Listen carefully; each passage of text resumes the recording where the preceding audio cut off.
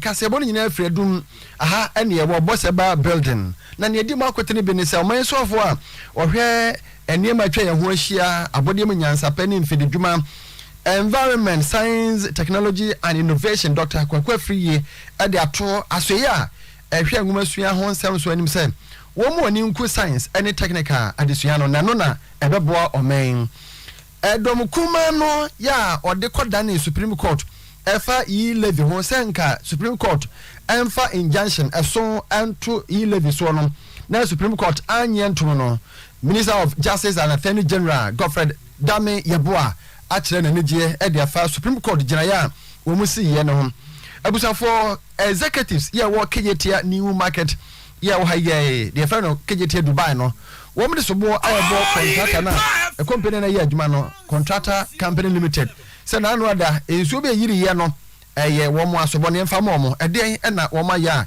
ye de mu nkiremu ebre mo owura ya aboadu ayebo afo eye chairman National Media Commission wotu nsentwere fofo eden na woka saa so na lawyer Martin Kegbu eso aka bia fa nsentwere fo ho efa se de ye niema ye no asset de amanyasam no ya doso ewo yemu no ensam na doso papa de motie nyina ye tifinsam ye fa se da ma hana boche enterprise handsome na wode eye fufu panding machine popcorn machine fridges deep freezers rice cookers blenders and cylinders gas stoves ya oven can curtain washing machine TV standing fan ceiling fan sound system microwave ni na odi free Turkey UK and China na ba owadum Prudential Plaza haye o friend was 0550 34 82 12 obajo so for rakuni o ye adwuma da bia holiday o ye kwese da o ye na sa o se awo na ma ko hu no sunsumu niema nyina nyame bie nani se obeboa hepatitis ne me ulcer nom ne yare nkai nyina no eno so be ko so for rakonchen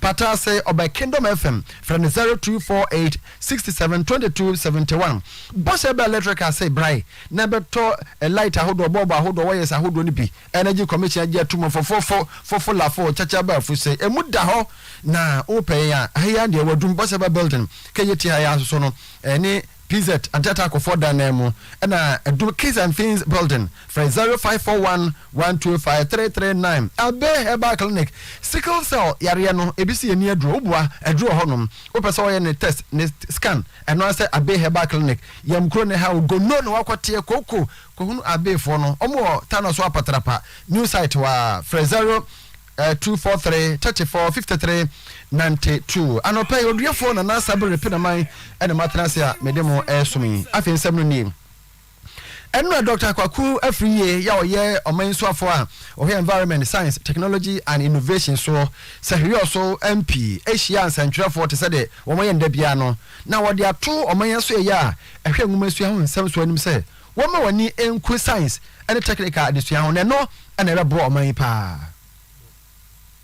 We are doing policy review to incorporate government policy direction for the strengthening of STEM, science, technology, engineering, mathematics, to effectively respond to emerging issues such as frontier technologies and linkages to other sectors, especially education. And I share the same view with the Minister for Education that the norm in Ghana's educational sector, particularly second cycle and third cycle institution, should be science. Our curriculum should be developed said that if you want to do business, even fine art, painting, then you are so imbued in science, but you are following your own initiative. It's not the other way around that we find out. In fact, people have criticized the American system. But I believe that short of them being lax, the whole concept of the American system is good. Why should we force our children to specialize so early in life? Education, after all, is all by inspiration and without being self-promoting. I'm an example. I was your typical art student. Just by the whim, I decided I'll become a science student.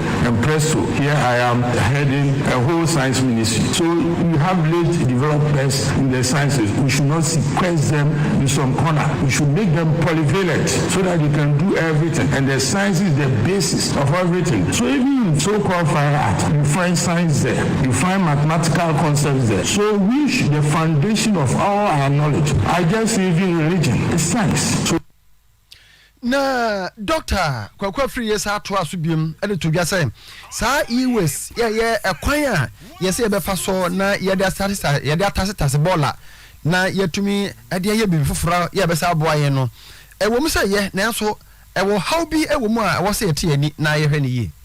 E-waste might not appear to be a big subject for you. As a public health physician, I know that where there are a lot of toxicity and we can pollute Ghana, we pollute the environment, and so Nestle takes its responsibility very serious in this arena. So in this wise, I came to inherit a system which was initiated by my predecessor, Professor Afripon Boateng, and I'm continuing with pursuing this with all the vigor that I can master. So we are constructing a e-waste handover center at GAEC. It's ongoing. It is expected to be completed by August this year. The site selection for e-waste collection and holding centers are ongoing in Ashaman, Nijabi North, Katamanso, Swami Ofinso, Tamale, and Bolga. E-waste, we've developed a e-waste communication strategy and very soon it will be outlined. We want to get into the Ghanaian polity and then make sure that everybody appreciates the danger posed by e-waste. Collection levies, what we call eco-levy or imported electronic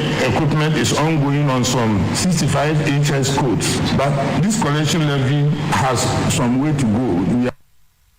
And the Amuti Honorable Dr. Kwakwe Free, Sahi also Marashe Bedwani, Yawasaye Minister, Environment, Science, Technology and Innovations. Nanra and the two manim say Supreme Court ekwa setena fa and somewhere edom kuma wo mra shebe jefie de koto wo manim no efa e-levy ho na dom kuma na che say enka Supreme Court emfa eso injunction ento e-levy no na no kwaseda yesi ahia se yegege no ma yenyeje sanse kwa mo fa so agitum no na enimra kwan mu Supreme Court ba so abadwo ko no anya ntom wabo no adu agu se yento so na yenyeje sanse ofa kwampa so na agitum na mom waka asem bi a kire GRA se ehon krata nyina no won se bibia de egenisika bia no firi kwaseda ba no ebeda hono ne pa ye hunu na no na owura Godfred yabo adame ya o Minister Justice and Attorney General a kire ne Nigeria fa ho. Saw what happened in court was an embarrassing spectacle. The lawyer clearly was not able to demonstrate any form of irregularity with proceedings in Parliament. The court asked him, so is there any record that indicates that X number of MPs worked out at a certain stage? Is there any record that shows that a head count of all the MPs in Parliament was taken?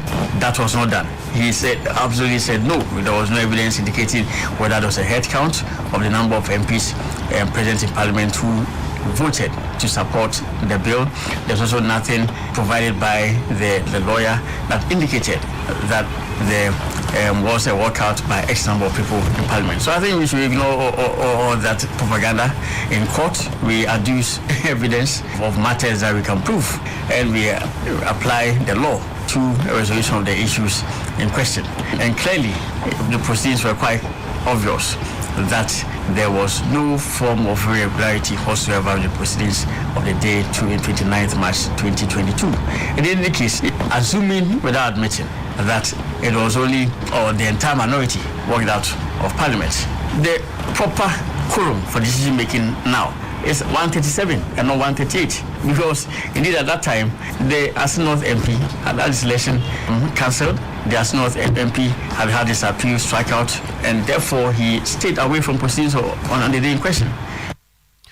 Ani amuti ye ra Godfred yeboa dame Attorney General and wo chechem say nisifo no court no mantima nkyeremu ye pa ma jejefo na hunu say ampa ni parodo say ene na wo mrahye bigefie bra na yeje e-levy atom no nti de o maka bia no antaso mti na court ebogu ye no na executives ye wo Kejetia New Market Traders Association no mo wo mo de sobo ebo adwumaku a na wo mo ye Kejetia no e from say contractor company limited no say na no wo maka ya ensuo topa ma emiamia giri na wo mo ankasa sokora no wo mo drobe ensuo namu no papai enti na no kwasara na dwoada jai so to be say aduasa num de ensuo yiri a ma say wo ne ma bebre na no mo de sobo no ebo contractor adwumaku ne say wo mo dwumadi a wo mu de tibon koso kofre kwaso dwumadi wo mu de na amasa ho hawo na ba ebio Kejetia executives had their to abayanim say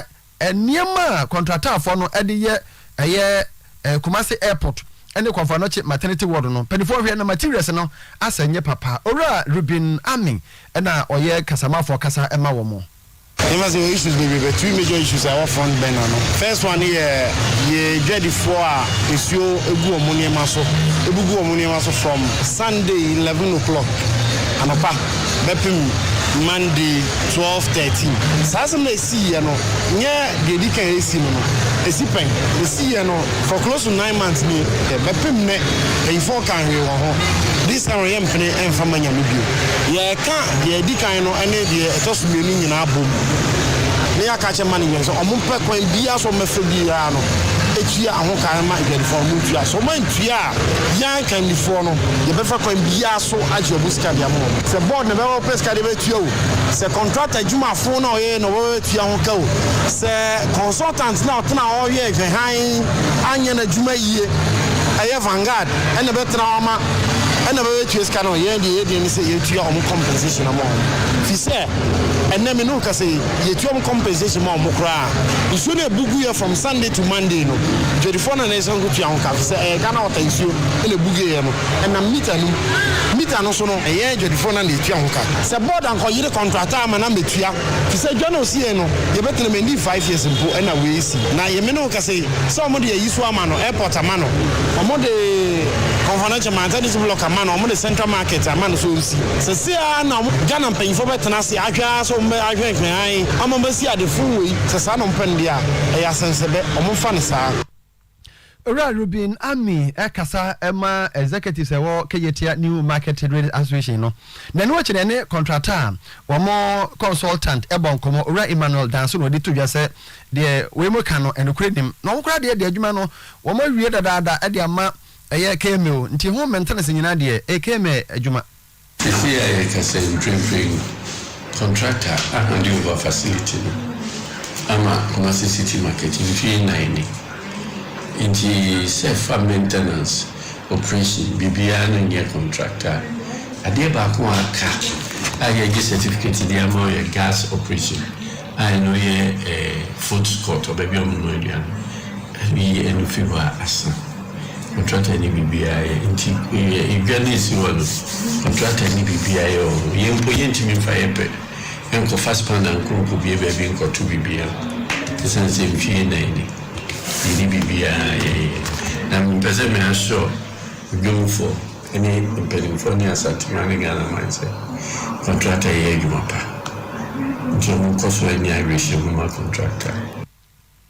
Ora Emmanuel Danso a oye contractor company na omo ye Keyetia no consultant ena akasen mo bekai enra eye World Press Freedom Day ye di ho komo bebre na no adwumako bi ahwehwemu Ghana Central for found the no said a free and sana akokwa ama yate akwa echi kakra bebre nyeketo bi mpo yesin fie be se dunsu ni we na Ghana and Central for you found the yesusu ye no yakwa echire pa na no ene ura yaboafo ebon komo ye chairman National Media Commission efa ho wotu yefu bebre no wasa aka kire ye Central for se ade ba ko a eyechi wade o yadwuma nimu no aye trodie yenka no kore no na omanfo a Speaking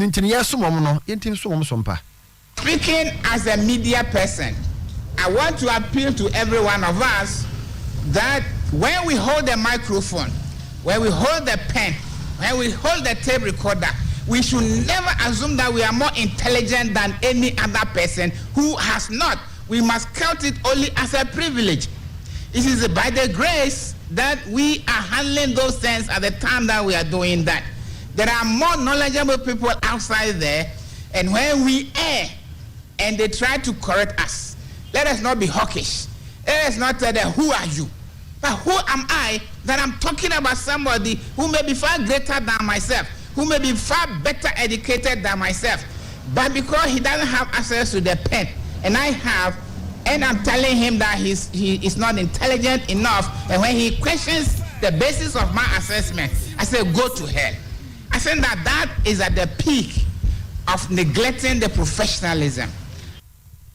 We ora yabo for ye chairman National Media Commission World Press Freedom Day ho kasa kire no de course on kan no bi eno no na no ase a na emranim for Martin Kwebu ya osaye human rights and a constitutional lawyer na fe odo kasa wase de to dwasem is a job for ya me ho kwan ama manyosem ewura mudodo nyina ye ya amanyesem ane amanyoni bia ewo ne sentwreni bia so na amanyoni ye nyina na mo manipulate yen na ebi wono ma tan so be bio radio station pa na sentwreni diatem atenie pa diatem top nyina na obusa se wow nti radio station pa ni.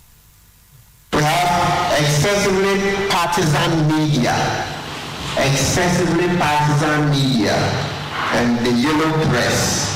So you will find that some media often will throw a lot of vitriol, insults. Sometimes you open to some stations and you're like, wow, is that a radio station? Insult upon insult, doubling down, increasing, ratcheting up the insult. And you're like, wow, I mean, why?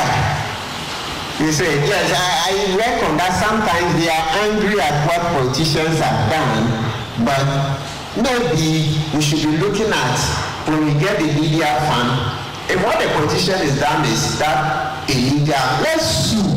Rather than you're on radio, you insult him personally, his parents, his mom, that crazy. We am running for Martin Kwebu and Akasano. Now, Lesaki and Ashanti region and Oya Chairman Emma Omoye glass, Yadibi ye Puno ye Poma, Salfuni na Omo Boasano, Omaye, a Somson Ama, Enipa Bia, Ombesuan Tatiano, Oma na no ra Alesaki kasa odi to dwasem abanhwe na materials na omodi adwuma no eto de dada so na so no do ye tua VAT wo ma tua health insurance eto ne do so do na eku wo ya me woni say sisi ana ye hwe ye forest ni na galamsey ama sa nua ni na o ma bu atu agu na ye mpanifo dodo na so edom ho awura sa timber construction nti sisi aye ni nua nti na me stress mrante ne mabawa na eba no mdo hu be wura grass adwuma yi mu no me ka kire say en loto kiosk kra na ye hye ne glasses edue ni ho security boot kra ye hye ne glasses edue ni ho enu nti na de glasses ne aluminium e de yes adwuma ni na no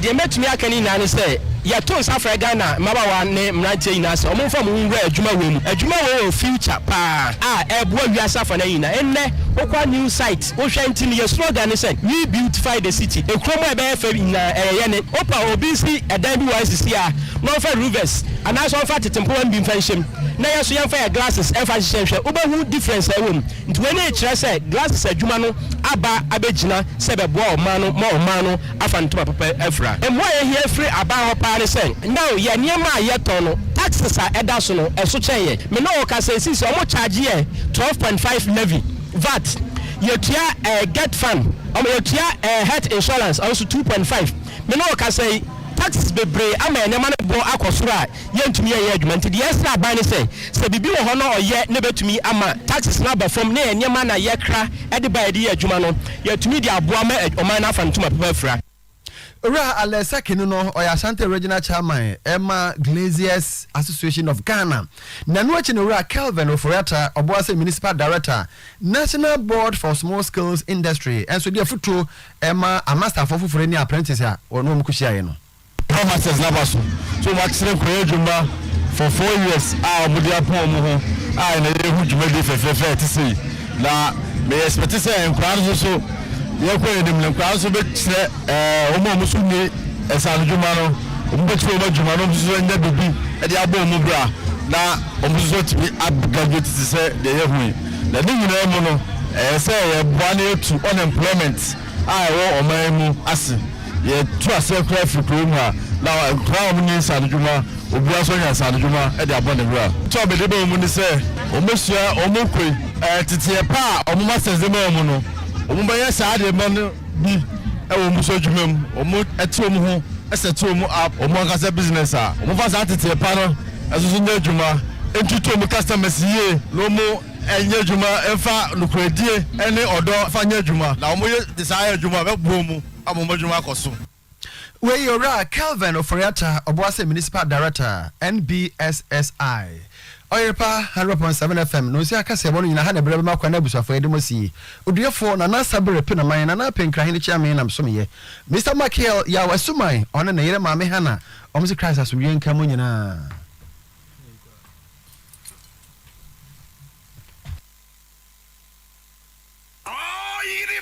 FM 100 100.7. Oyiripa FM 100.7. Oyiripa FM 100.7. Oyiripa FM 100.